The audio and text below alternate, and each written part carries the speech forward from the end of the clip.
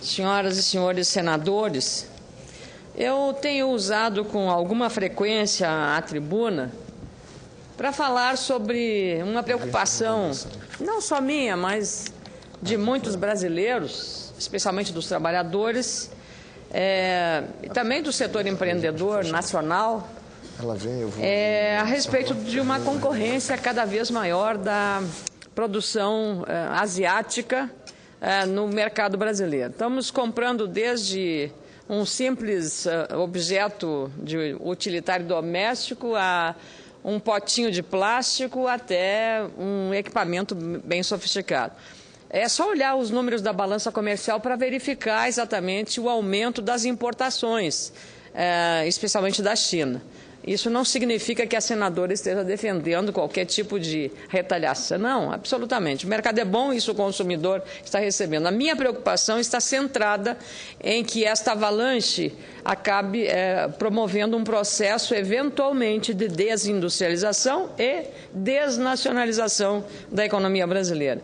E agora temos mais um fato concreto, senhora presidente, que diz respeito a que mais de 50% dos postos de trabalho do setor naval estão correndo algum risco. No caso específico de 50%, eu estou me referindo ao caso do estaleiro Inhaúma, localizado na Baía de Guanabara, no Rio de Janeiro, que podem ser cortados depois da decisão da Petrobras de transferir parte das obras de 4 plataformas de petróleo para a China. E isto foi digamos, um mote muito importante que o governo disse que faria a nacionalização da indústria naval. E essa nacionalização não seria apenas privilegiar a indústria brasileira, mas criar oportunidades verdadeiramente reais para que o Brasil pudesse dar um salto de qualidade na absorção de novas tecnologias nessa indústria que tem um peso muito importante na economia mundial. E o Brasil, protagonista que é no setor petrolífero, na área de petróleo e gás, usaria esta plataforma naval como uma inserção maior e da geração de empregos, mas, sobretudo, dentro dessa ótica da valorização e da nacionalização do setor. Veja só, presidente Vanessa Gradiotin, a Central dos Trabalhadores do Brasil, CTB, e o Sindicato dos Metalúrgicos do Rio de Janeiro calculam que apenas 2.000 profissionais deverão atuar no auge das contratações da indústria oceânica do Rio de Janeiro. A previsão inicial dos sindicatos, antes da mudança do plano da Petrobras, era de 5.000 postos de trabalho, ou seja, um número muito maior do que os 2.000. Esses números preocupam e muito, e imagino que devem também preocupar os senadores da Bahia, de Minas Gerais e de Pernambuco, onde existem projetos focados na indústria naval, de óleo e de gás. Reconheço o esforço do governo federal, como falei antes, para estimular o setor naval e de petróleo, contemplados no Plano Brasil Maior, no Programa de Mobilização da Indústria Nacional de Petróleo e Gás Natural. Tem até sigla, o PROMIMP. Acho importante, todavia, as parcerias com o Ministério do Desenvolvimento, Indústria e Comércio Exterior, a Agência Brasileira de Desenvolvimento Industrial, a BDI, e a Petrobras. O Plano de Desenvolvimento de Arranjos Produtivos Locais, focado na indústria naval, é um caminho muito importante e não pode sofrer aí um desvio de percurso ou um tropeço na jornada que estava se iniciando com algum sucesso. No entanto, eu temo que essa nova estratégia de negócios da Petrobras possa trazer consequências negativas ao município de Rio Grande, onde está o terceiro maior porto marítimo do país, além de ser agora também um importante polo naval que levou à diversificação para uma região deprimida economicamente, que é a região sul do meu estado. No caso, o Rio Grande fica a 320 quilômetros da capital, Porto Alegre. No Rio Grande do Sul, ainda não há estimativa, especialmente lá em Rio Grande, sobre o número de postos de trabalho que poderão ser cortados com a decisão da Petrobras de construir, fora do Brasil, estruturas navais importantes para a exploração de petróleo e gás. A avaliação do vice-presidente da Associação Brasileira da Indústria de Máquinas e Equipamentos, ABMAC, Cláudio Makarovski, no entanto, é de demissões no setor naval em 2 ou 3 anos. Isso é muito preocupante. O foco do poder público e do setor privado deve ser continuadamente o desenvolvimento, o crescimento, a geração de novos negócios em setores competitivos como esse da indústria naval. Precisamos não só de um Brasil maior, mas também de um Brasil mais competitivo, melhor e que tenha essa inserção e tenha continuidade das políticas de desenvolvimento como essa da nacionalização da indústria naval. A indústria oceânica tem sido a opção para muitos brasileiros. Diariamente, lá em Rio Grande, uma cidade portuária recebe permanentemente mão de obra de diversos estados para investir na indústria naval. Essa mobilidade é importante até porque faz uma certa integração brasileira com diferentes sotaques, com diferentes usos e costumes e com uma vantagem cultural também relevante, não só do ponto de vista social.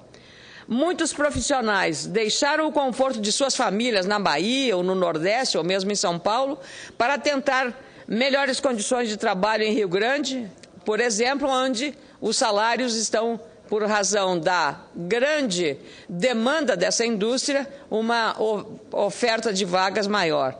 É uma tendência de mercado que precisa ser considerada com muito cuidado.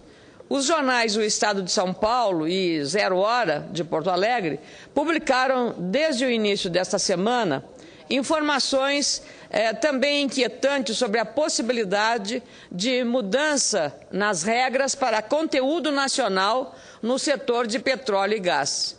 Isso cria incerteza sobre a manutenção e a criação de novos empregos no setor naval brasileiro. Um setor que, como eu disse, serviria também de uma plataforma para a absorção de tecnologias modernas em vários campos, considerando também que em Rio Grande temos uma fundação universitária voltada para o setor da oceanografia e poderíamos usar os meios acadêmicos para impulsionar o acesso a essas tecnologias com o apoio das universidades, dos centros de pesquisa, da própria Marinha naquela região. Segundo os jornais citados, a Agência Nacional do Petróleo, a ANP, já abriu consulta pública para discutir os percentuais de conteúdo nacional a partir de março. Atualmente, 70% da fabricação precisa ser nacional, no caso da indústria naval. A Petrobras informa que os serviços a serem realizados na China representam menos de 3% do valor total dos contratos. É, portanto, uma dúvida que precisa ser esclarecida. Os profissionais que têm investido em formação técnica nas áreas de petróleo e gás, aço e indústria naval precisam de respostas seguras e confiáveis. Os investidores interessados no crescimento da indústria naval brasileira também precisam de segurança, não só de planejamento, mas também de segurança jurídica. Acho até que a vinda da presidente da Petrobras, Graça Foster, à Comissão de Assuntos Econômicos desta Casa, presidida pelo colega senador Lindbergh Farias, poderá ser uma oportunidade ímpar para explicações sobre os desafios da indústria oceânica ou indústria naval, também conhecida como a indústria offshore.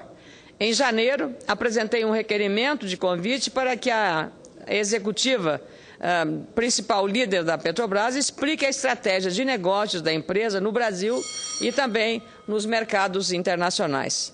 Por isso, senhoras e senhores senadores, senhora presidente Vanessa Graziotin, acho importante reforçar a necessidade de ampliar o debate sobre esse problema. Tenho certeza que lá em Manaus, que também é um porto importante, a indústria naval tem interesse nessa matéria.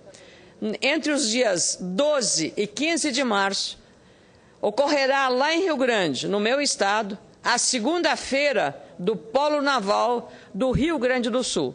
Será também uma excelente oportunidade para debater os planos da Petrobras e os desafios da indústria naval brasileira. Na ocasião, mais de 160 palestrantes e 200 expositores tratarão da indústria oceânica, essencial para o desenvolvimento da infraestrutura portuária e de energia, especialmente voltadas para o óleo e o gás. E isso também tem a ver agora com a medida provisória que trata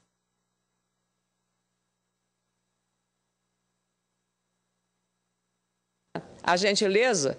Estou indo para a conclusão desta manifestação. Como eu dizia, esta feira do Polo Naval de Rio Grande, lá no meu estado, que vai se realizar de 12 a 15 de março, terá a oportunidade para o debate em torno da importância essencial para o desenvolvimento da indústria, da infraestrutura portuária e também no setor de energia, óleo e gás. E aí, de novo, a relevância da Petrobras, lá que se está construindo as plataformas marítimas encomendadas pela Petrobras.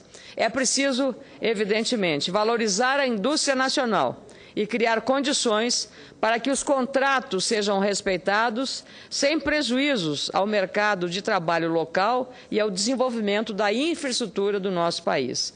O setor portuário, os investidores e os trabalhadores que atuam nesse setor e a indústria naval serão os maiores beneficiados.